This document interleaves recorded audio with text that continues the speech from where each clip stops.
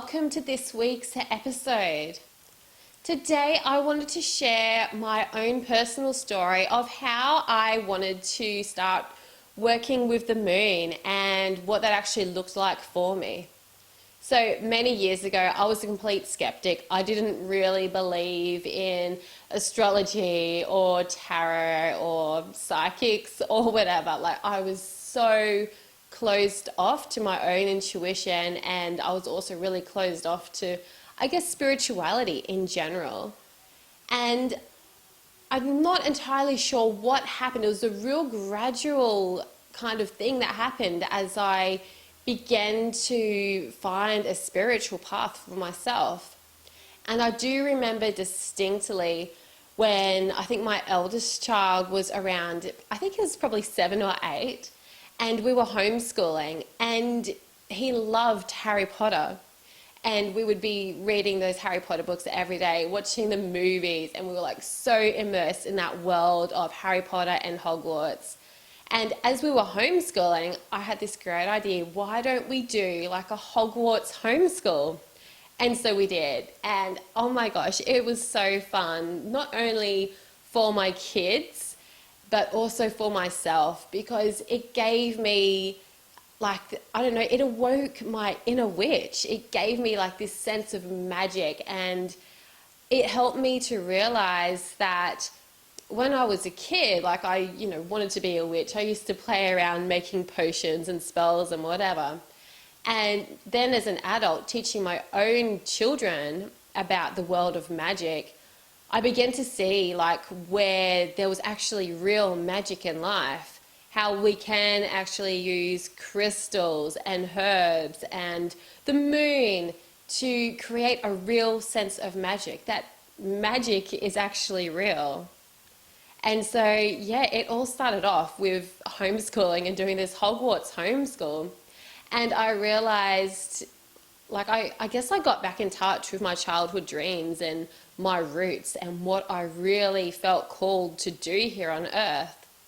And this is what led me to begin my studies to become a medical herbalist. And I was learning all about the magic of plants and the healing powers of plants. And I guess also through that, I found my love of working with the moon. And I can't remember exactly where that moment was, but it was all during this same time when I was studying to become a herbalist. And I must have read something about doing new moon rituals. And I just remember staying up late at night after my kids were asleep, and I had this time to myself. And I was like, okay, I'm going to set my intentions. And I had a deck of tarot cards, which was the herbal tarot. As I said, I was studying herbal medicine, so this herbal tarot it ended up in my life. And so I was pulling a few tarot cards and learning how to read the tarot. And I kept doing that every month. I kept doing this little new moon ritual. It was really basic. It was literally just one page in my journal, and I was pretty much only using this journal for my new moon rituals. And it was pretty cool though, because I would go back each new moon and I would read what intentions I'd set for that previous new moon.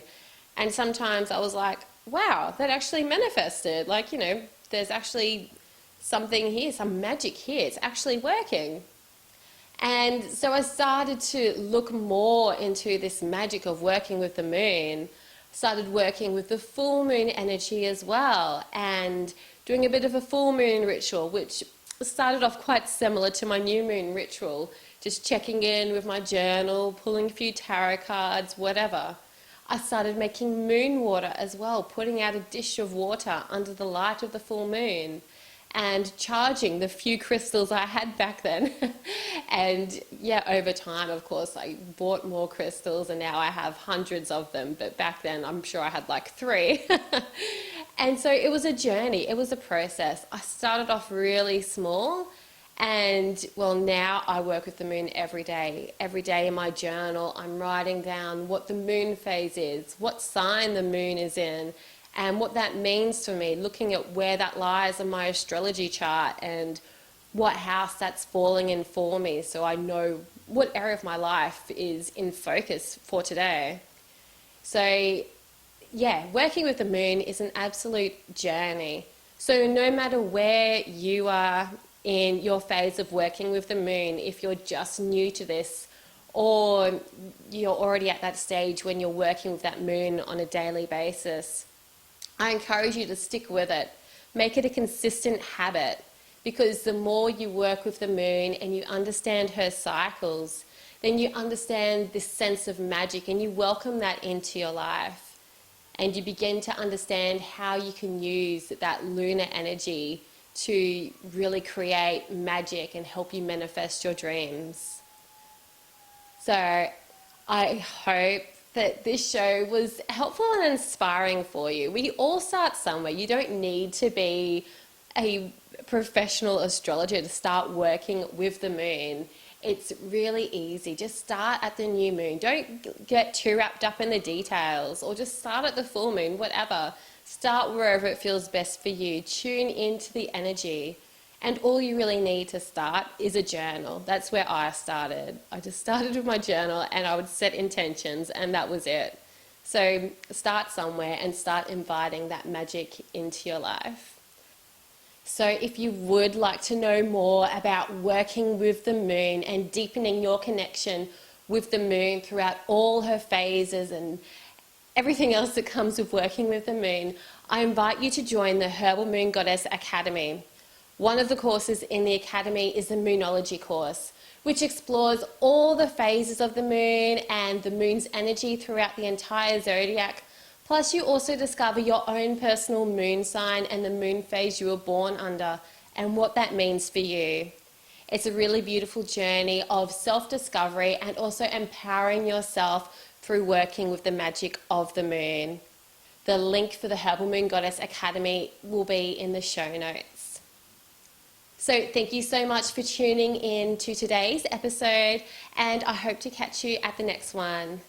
Bye.